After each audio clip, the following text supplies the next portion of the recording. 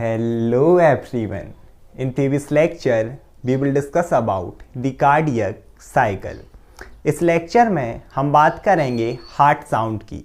तो वैसे जो हमने प्रीवियस लेक्चर कवर किया था कार्डियक साइकिल, उसमें भी मैंने आप लोगों को 4 साउंड बताए थे जो कि अलग अलग फेज में प्रोड्यूस हो रहे थे। आज के लेक्चर में हम इन चारों हार्ट साउंड को थोड़ा सा ब्रीफ में देखेंगे कि क्या होते हैं हार्ट साउंड और कब कब प्रोड्यूस होते हैं। तो हम स्टार्ट करते हैं इंट्रोडक्शन से। These are the sound which are produce by the mechanical activities of heart during each cardiac cycle. हमने देखा था ना कि हर एक कार्डियक साइकिल में चारों हार्ट साउंड प्रोड्यूस होते हैं। मीन्स हर एक हम बोले तो 0.8 सेकेंड का जो ड्यूरेशन है, इसी के बीच में आपके 4 हार्ट साउंड प्रोड्यूस होते हैं हर एक हार्ट बीट में, आप बोल सकते हो। And they are produce by the mechanical activities of heart. अब बोलोगे भैया मैकेनिकल एक्टिविटीज ऑफ हार्ट क्या? सिंपल सी बात है, मैकेनिकल एक्टिविटीज ऑफ हार्ट का मतलब है pumping action of heart, means contraction and relaxation. जो होता है ना पंपिंग एक्शन, धक धक हो रही है, कॉन्ट्रैक्शन एंड रिलैक्सेशन, उसी को हम बोलते हैं मैकेनिकल एक्टिविटीज। और एक्चुअल में यही मेन रीजन होता है आपके प्रोडक्शन ऑफ हार्ट साउंड का। इसके बाद और हम देखते हैं किसके क्या का कॉसेस हैं। So causes of heart sound mainly यहाँ पर 3 लिखे हैं। सबसे जो पहला है हमारा, that is flow of blood through cardiac chamber. भाई सिंपल सी बात है, जब आपका ब्लड बहेगा चारों चैम्बर में, मीन्स आपका राइट एट्रियम, इसके अलावा हम देखें तो लेफ्ट एट्रियम, फिर हमने देखा था राइट वेंट्रिकल, लेफ्ट वेंट्रिकल, जब ब्लड का फ्लो होगा तभी तो क्लोजर ऑफ वॉल्व हो रही थी, पूरा आपके हार्ट की फंक्शनिंग हो रही थी। तो पहला कॉज यही है।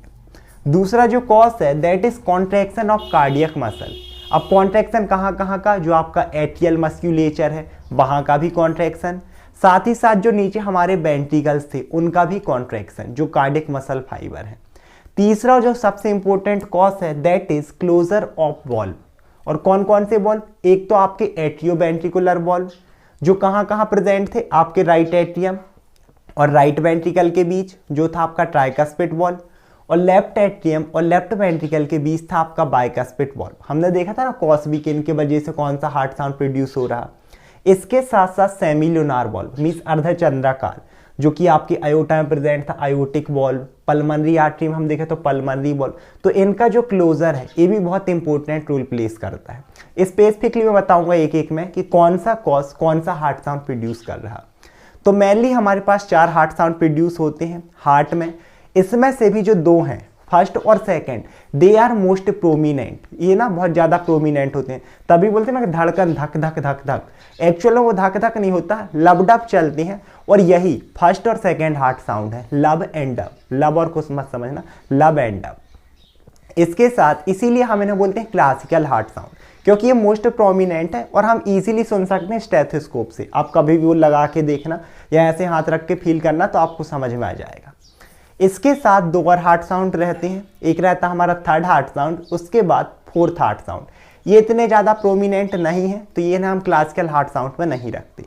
तो स्टार्ट करते हैं फर्स्ट हार्ट साउंड से। जैसे कि मैंने बताया फर्स्ट और सेकेंड है classical, so they are the classical heart sound and resembling by bud lub. यहाँ पर स्पोकन बड है, लब स्पेलिंग पर फोकस करना, वो वाला नहीं कि इसके वाला लब, नहीं तो आधे से ज़्यादा तो बस वहीं खो गए होंगे। एग्जाम में इसके बारे में लिखना है, you have to write about the this love, है ना, वो वाला नहीं। तो लब LUB आप लिख सकते हो और यहाँ पर डबल भी कर सकते हो। लब स्पोकन वर्ड है। और देखो हम क्लासिकल बोल रहे हैं, मतलब it can easily heard by using stethoscope. आप स्टेथोस्कोप लगा के सुन लेना, खुद का ही हार्ट साउंड सुन लेना और किसी का सुन लेना, ईजीली ये चीज़ आपको समझ में आ जाएगी। इसके बाद आगे देखते हैं इसका ड्यूरेशन। तो एक तो हाई पिच है, मैंने पहले ही बोला ना कि इजीली हम सुन सकते हैं। एंड इसका ड्यूरेशन होता है 0.10 टू 0.17 सेकेंड। इसके साथ साथ अगर कॉज की बात करें तो मैंने कार्डियक साइकिल में ही बताया था कि फर्स्ट हार्ट साउंड कब प्रोड्यूस हो रहा था, आइसोमेट्रिक कॉन्ट्रैक्शन पीरियड में। हमने देखा था ना isometric contraction period. First phase of ventricular systole, ventricular systole का फर्स्ट फेज था आइसोमेट्रिक कॉन्ट्रैक्शन पीरियड। इसके बाद इजेक्शन पीरियड आता है। तो इसी आइसोमेट्रिक कॉन्ट्रैक्शन पीरियड में जो आपके एट्रियोवेंट्रिकुलर वॉल्व है, मीन्स आपका बाइकस्पिड वॉल्व, ट्राइकस्पिड वॉल्व, इनकी क्लोजर होती है और यही कॉज करते हैं आपका first heart sound. So closure of atrioventricular valve means bicuspid and tricuspid valve during isometric contraction period cause the production of first heart sound. देखो आ गया ना कॉज, मैंने बोला था कि क्लोजर ऑफ बॉल बहुत इंपॉर्टेंट है। तो ये था हमारा फर्स्ट हार्ट साउंड। अब हम बात करते हैं सेकेंड हार्ट साउंड की। तो जैसे मैंने पहले ही बताया कि आपका जो फर्स्ट हार्ट साउंड है और second heart sound, they are the classical heart sound. Means ये क्या रहेंगे, हाई पिच साउंड, जो कि आपको इजीली सुनाई देते हैं, मोस्ट प्रोमिनेंट है। आप स्टेथोस्कोप लोगे ना, दोनों हार्ट साउंड सुनाई दे देंगे। So it is also a classical heart sound and resembling by the bud dub, DU करके है ना। अब वो डब साउंड नहीं तो ध्यान यहीं वहाँ रहता है, पता चले मैंने लब बोला तो लब में ध्यान दे रहे हैं, इसके वाला लब, यहाँ डब साउंड की ऐड याद करें, ये है डब DU है ना, या फिर आप डब भी बोल सकते हो DUP करके। इसके साथ it can also here by using stethoscope.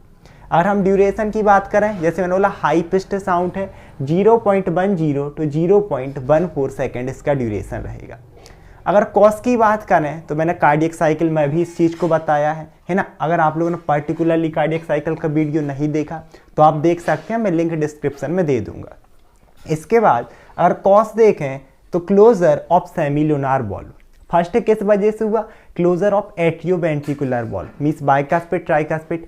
ए है due to the closure of semilunar valve, जो आपकी पल्मनरी बॉल्व थे, जो आपके आयोटिक बॉल्व थे, और इनका क्लोजर कब होता है, ड्यूरिंग दी प्रोटोडायस्टोल। प्रोटोडायस्टोल क्या, first phase of ventricular diastole. तो यूजुअली ये जो सारे हैं प्रोटोडायस्टोल, आइसोमेट्रिक कॉन्ट्रैक्शन पीरियड, ये सारे कार्डियक साइकिल के फेज हैं। एक बार आप लोग देख लेना तो ये चीज़ें और भी क्लियर हो जाएंगी। इसके बाद अगर आगे देखें तो हमारा है थर्ड हार्ट साउंड।